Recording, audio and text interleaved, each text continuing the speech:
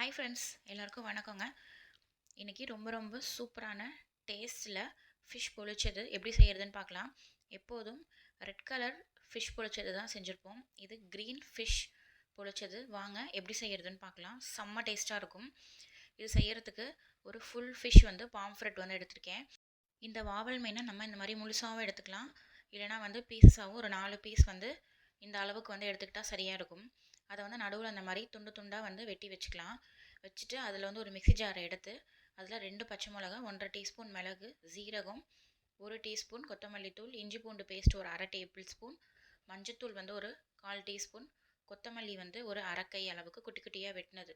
இதோட ஒரு அரை லெமனை அதோட ஜூஸை மட்டும் புழிஞ்சு ஜாரை மூடி தண்ணி எதுவுமே ஊற்றாமல் அந்த லெமனோட அந்த ஜூஸே போதும். வேணும்னா தேவைப்பட்ட 1லேருந்து ஒரு 1.5 டேபிள் ஸ்பூன் மட்டும் தண்ணி ஊற்றி கொஞ்சமாக ஊற்றி நம்ம நல்லா பேஸ்ட்டாக எடுத்துக்கிட்டு அந்த ஃபிஷ்ஷுக்குள்ளெல்லாம் நல்லா இறங்குற மாதிரி நல்லா அந்த பேஸ்ட்டை அப்ளை பண்ணிக்கலாம்.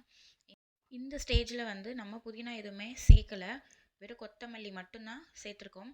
இதை நல்லா மேரினேட் பண்ணிவிட்டு இதை அப்படியே ஒரு பாக்ஸில் போட்டு மூடி வச்சு ஒரு 1/2 ஹவர்லேருந்து 1 ஹவர் இதை அப்படியே விட்டுறலாம். நல்ல மசாலா ஃபிஷ்ஷுக்குள்ளே நல்லா இறங்கட்டும். அது ஒரு 1 ஹவருக்கு அப்புறமா நம்ம எடுத்துட்டு ஒரு பேன் எடுத்து அதில் ஒரு 2 டேபிள் ஸ்பூன் மட்டும் எண்ணெய் ஊற்றிக்கலாம். எண்ணெய் நல்லா சூடு ஆனதுக்கப்புறமா ஃபிஷ்ஷை அப்படியே போட்டுட்டு 3 நிமிஷம் இந்த பக்கமும் அந்த பக்கமும் ஒரு மீடியம் ஃப்ளேமில் நம்ம ஃப்ரை பண்ணோம்னா நல்லா ஃபிஷ்ஷு வெந்து வந்துடும். நம்ம அடுத்தது இலக்குள்ளே ஃப்ரை பண்ண போகிறோம். அதனால் 3 நிமிஷம் மீடியம் ஃப்ளேமில் வச்சுருந்தாலே சரியாக இருக்கும்.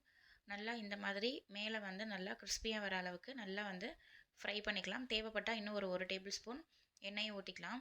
தேங்காய் எண்ணெயிலையுமே ஃபிஷ்ஷு ஃப்ரை பண்ணுறதுனாலும் ஃப்ரை பண்ணிக்கலாம். இப்போது ஃப்ரை பண்ண இந்த ஃபிஷ்ஷை அப்படியே ஒரு ஓரமாக எடுத்து வச்சுட்டு இன்னொரு பாத்திரத்தில் ஒரு டேபிள் ஸ்பூன் எண்ணெய் ஊற்றி இந்த மாதிரி குட்டி குட்டியாக கட் பண்ண ஒரு மீடியம் சைஸ்டு வெங்காயத்தை போட்டு ஃப்ரை பண்ணிக்கலாம். அது வதங்குற அந்த கேப்பில் ஒரு குட்டி ஜார் எடுத்து அதில் புதினா, கொத்தமல்லி இந்த அளவுகளோடு சேர்த்துக்கிட்டு இந்த மசாலாவுக்கு தேவையான அளவுக்கு உப்பு, 1 டீஸ்பூன் கொத்தமல்லி தூள், ஒரு 3/4 டீஸ்பூன் கரம் மசாலா தூள், அது கூடவே ஒரு 1/2 டேபிள் ஸ்பூன் இஞ்சி பூண்டு பேஸ்ட்டு, ஒரு பச்சை மிளகா, ஒரு வெங்காயத்தை ஆஃபாக கட் பண்ணி அதை ஒரு ஆஃபாக கட் பண்ணோம்னா இந்த சைஸ் வெங்காயம் வரும். அந்த அளவுக்கு சரியாக இருக்கும். இது எல்லாத்தையுமே மிக்ஸ் ஜாரில் போட்டு நல்லா பேஸ்ட்டாக எடுத்துக்கலாம். அந்த கேப்பில் நம்ம வதக்கின வெங்காயம் நல்லா இந்த அளவுக்கு வதங்கிடுச்சு. இது நல்லா வெங்காயம் இந்த அளவுக்கு வதங்கினதுக்கப்புறமா நம்ம அரைச்சி வச்ச பேஸ்ட்டையுமே போட்டு மீடியம் ஃப்ளேமில் நல்லா ஃப்ரை பண்ணணும். இது கூடவே ஒரு 1/2 டீஸ்பூன் அளவுக்கு சீரகத்தூள், இது ரொம்ப நல்ல ஃப்ளேவர் கொடுக்கும். கண்டிப்பாக அதை சேர்த்துக்கலாம்.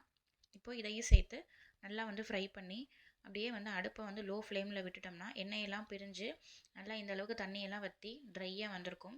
பேஸ்ட்டோட ரா ஸ்மெல் எல்லாமே போயிருக்கும். இந்த அளவுக்கு ஆனதுக்கப்புறமா இதில் ஒரு 1/3 கப் அளவுக்கு தேங்காய் பால் கண்டிப்பாக ஊற்றணும். டேஸ்ட்டு செம்மையாக இருக்கும். தேங்காய் பாலை ஊற்றினதுக்கப்புறமா அது லைட்டாக திக்க ஆற வரைக்கும் வச்சுருந்தா போதும். ரொம்ப நேரம் வச்சுருக்கணுன்ற அவசியம் இல்லை, ஏன்னா ஆல்ரெடி ராஸ்மெல் எல்லாமே போயிடுச்சு. இப்போ அடுப்பை ஆஃப் பண்ணிவிட்டு நம்ம செஞ்சு வச்ச கிரேவி ப்ளஸ் ஃபிஷ் ஃப்ரை ரெண்டுமே ரெடியாக இருக்குது. எப்போவுமே ஃபிஷ் பொரிச்சதுக்குன்னா வாழை இலை வேணும். வாழை இலையை இந்த மாதிரி அடுப்பில் போட்டு எடுத்தோம்னா நம்ம மடக்கும் பொழுது அது கிளியாமல் வரும். அது நடுவில் தண்டு 2 பக்கமும் நல்லா திருப்பி போட்டு நல்லா வாழை இலையை ஹீட் பண்ணிவிட்டு நம்ம பண்ணி வச்ச ஃபிஷ்ஷை சென்டரில் வச்சுட்டு அதுக்கு மேலே நம்ம பண்ணி வச்ச கிரேவியை மேலே அப்ளை பண்ணிக்கலாம். இந்த ஒரு ஃபிஷ்ஷுக்கு நம்ம பண்ண கிரேவி சரியாக இருக்கும். பீசஸாக போட்டிங்கன்னா 4லேருந்து 5 பீசஸ்க்கு சரியாக இருக்கும். எப்போவுமே ஃபஸ்ட்டு பேஸில் கொஞ்சம் கிரேவி வைக்கணும்.